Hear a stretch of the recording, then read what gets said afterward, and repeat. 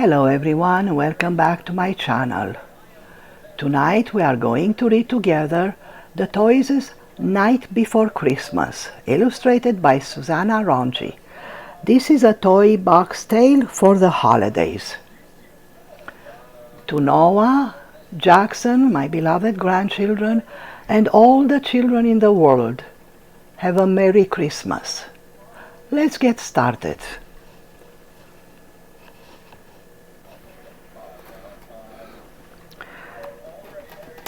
It was the night before Christmas. Everyone was fast asleep when the lid of the Jack-in-the-Box in the corner of Rosie's room popped open and the Jack inside climbed out. Then the big teddy, who slept on Rosie's pillow, slipped down from the bed, and the little clockwork mouse who lived on the shelf began to buzz softly. One by one, all of the other toys woke up and tiptoed downstairs. Soon all the toys had gathered in the living room. "It's not fair," said Jack. "Santa brings everyone Christmas presents except us." "That's because we're toys," explained Teddy. "We don't need presents." And no matter how hard Jack tried to persuade them, all of the other toys agreed.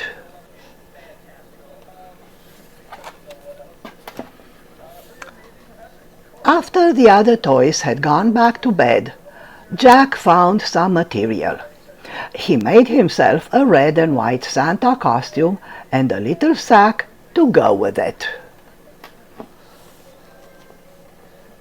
Then he found a present for each of the toys: a bit of cheese for the clockwork mouse, a thimble for the big doll, and a carrot for Bunny. It was a very snowy night, but Jack was determined to do everything the real Santa would do. And what he needed for that was a sleigh. "Why don't you just use Rosie's sled?" suggested the jolly snowman. "That would be perfect." So that's what Jack did, although it took him a little while to pull it free from the snow, for its runners were frozen fast. "And now I need some reindeer," said Jack. And he was just wondering where to find some when a little bird flew down and chirped, "I'll be Dasher." "And I'll be Dancer," said another.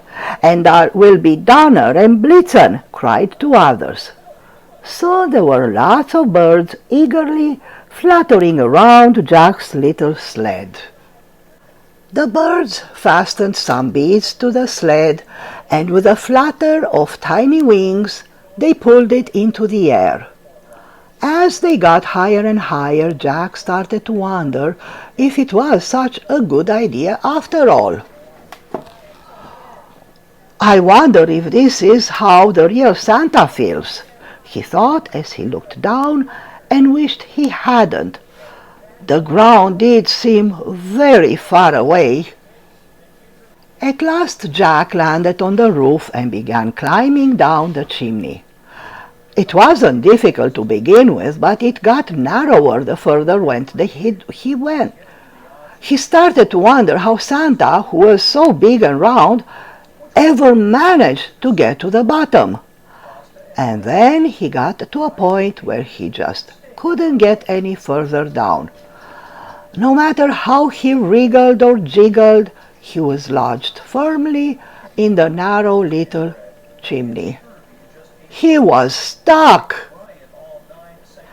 But just when Jack was sure he would never ever get out of the chimney again, he heard a loud "ho ho ho" and saw something like a magic sparkling dust appear all around him. In a jiffy he came unstuck and found himself falling very, very quickly indeed towards the bottom of the chimney. The real Santa had set him free.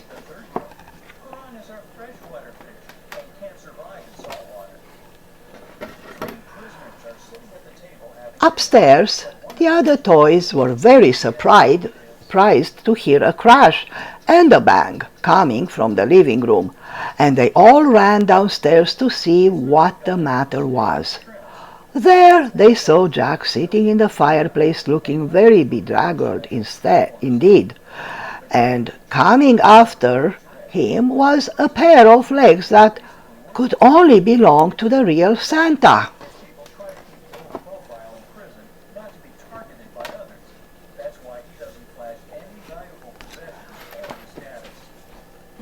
What a magical Christmas Eve that was for the toys. For Santa let them help him unpack his presents. He put out Jack's little presents too, but he made sure that this year each of the toys had their very own present, specially from Santa.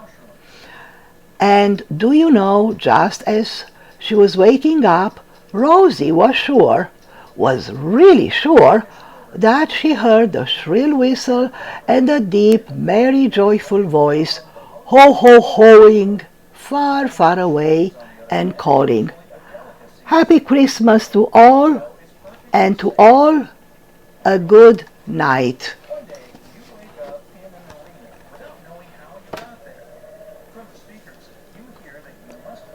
The end. Good night and sweet dreams. Remember, it's Christmas Eve and Santa will be here very soon. Love you all. Merry Christmas, everyone.